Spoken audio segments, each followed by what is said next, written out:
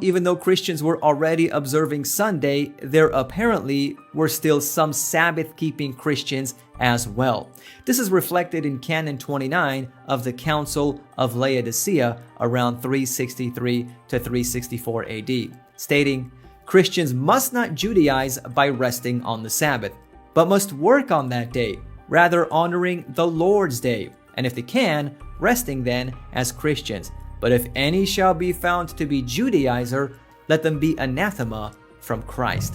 Anathema means to be cursed, and Judaizing means to do like the Jews by keeping the seventh-day Sabbath holy. So the fact that the Council of Laodicea had to prohibit this shows that some Christians were still keeping the Sabbath. I mean, you don't make a law against something no one is doing. The influence of Constantine and the Council of Laodicea played a significant role in confirming Sunday as an official religious holy day in the early Christian church. And in this way, Satan succeeded in exalting Sunday, a day which has pagan origins, over the seventh-day Sabbath. The Roman Catholic Church takes credit for this. They admit to changing the day and make fun of Protestants for claiming to go by the Bible alone while keeping Sunday holy.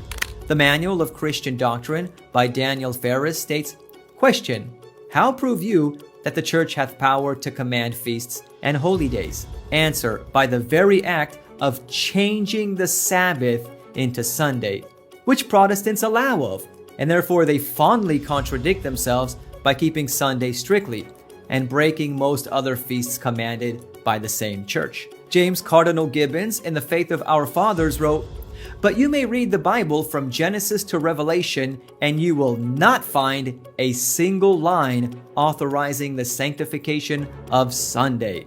The scriptures enforce the religious observance of Saturday, a day which we never sanctify." So it's not like they don't know this. They know. They just think that God has given them the power to change it. But does the Bible say God has given man the authority to change his law? Absolutely not. Deuteronomy chapter 4 verse 2 tells us, "You shall not add to the word which I command you, nor take from it, that you may keep the commandments of the Lord your God, which I command you." Did you know that Bible prophecy predicted that the Antichrist would attempt to change God's law? Daniel chapter 7 verse 25 says, "He shall speak pompous words against the Most High, shall persecute the saints of the Most High, and shall intend to change times and law." The change of the Sabbath from Saturday to Sunday fulfills this prophecy. Some of you may be thinking, wait a minute, how can that be the case if the Antichrist isn't supposed to appear until the end of time? Maybe what you've been taught about the Antichrist is unbiblical. Maybe the Antichrist has been right under our noses for thousands of years. You see, the Antichrist is not a person, it's a system.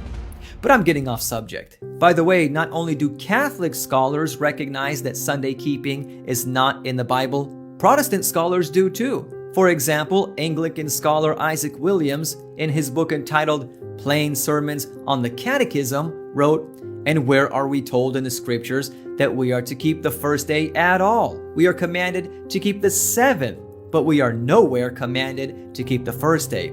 The reason why we keep the first day of the week holy instead of the seventh is for the same reason that we observe many other things, not because the Bible, but because the church has enjoined it." Dr. Edward T. Hiscox, a Baptist minister, in a paper read before a New York ministers' conference, was quoted as saying, "There was and is a commandment to keep holy the Sabbath day, but that Sabbath day was not Sunday. It will be said, however, and with some show of triumph, that the Sabbath was transferred from the seventh to the first day of the week.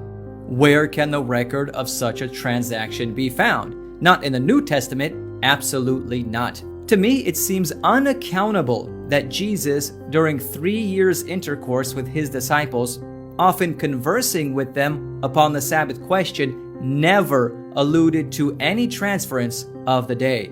Also, that during 40 days of his resurrection life, no such thing was intimated. Of course, I quite well know that Sunday did come into use in early Christian history, but what a pity. It comes branded with the mark of paganism and christened with the name of the sun god, adopted and sanctioned by the papal apostasy and bequeathed as a sacred legacy to Protestantism. That says it all right there, my friends. Some Christians argue that it doesn't matter what day we keep as the Sabbath, that we don't have to be particular about it. But apparently it mattered enough to God to specifically identify the seventh day of the week as the Sabbath. Not only that, God said the Sabbath is a special sign between Him and His people. Ezekiel chapter 20 verse 20 says, "Hallow my Sabbaths, and they will be a sign between me and you, that you may know that I am the Lord your God."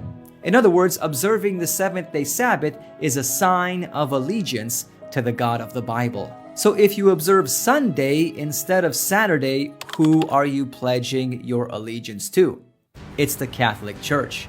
The Catholic Record of London states, "Sunday is our mark of authority. The Church is above the Bible." And this transference of Sabbath observance is proof of that fact. I don't want to pledge my allegiance to the Catholic Church. I want to pledge my allegiance to Jesus. Amen. And if this video has inspired you to want to keep God's Sabbath, let me know in the comments down below and DM me on Facebook or Instagram if you would like me to help you find a Sabbath-keeping church near you. I'll leave links to my Instagram and Facebook accounts in the video description. You know, the change of the Sabbath was really Satan's doing to steal God's glory. Remember why he was cast out of heaven?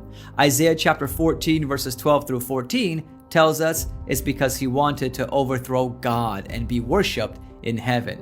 It says, "How you are fallen from heaven, O Lucifer, son of the morning. How you are cut down to the ground, you who weaken the nations. For you have said in your heart, I will ascend into heaven. I will exalt my throne above the stars of God. I will also sit on the mount of the congregation on the farthest sides of the north. I will ascend above the heights of the clouds. I will be like the Most High." This rebellion led to a war in heaven, and as a result, Lucifer, who is now Satan, was cast down to the earth with a third of the angels that followed him in his rebellion. After Satan was cast out, do you think he just gave up on his rebellion against God? Do you think he said to himself, "Well, that didn't work out so well," and just walks around kicking rocks on the earth? Absolutely not. Satan is hell-bent on his same mission to turn people from God to himself. And a major way he is doing that right now is through the concept of Sunday sacredness. Now, that's not to say that everyone who has ever kept Sunday holy is going to hell, because James chapter 4 verse 17 tells us, "Therefore, to him who knows to do good and does it not, to him it is sin." In other words, it's only when you deliberately do what you know is wrong, you are held responsible. But now you have watched this video, so now you know. There are many genuine Sunday-keeping Christians out there, and I believe God doesn't hold them accountable for their ignorance, but you're not ignorant anymore. So what's your decision going to be? Will you honor the Lord by keeping His Sabbath holy?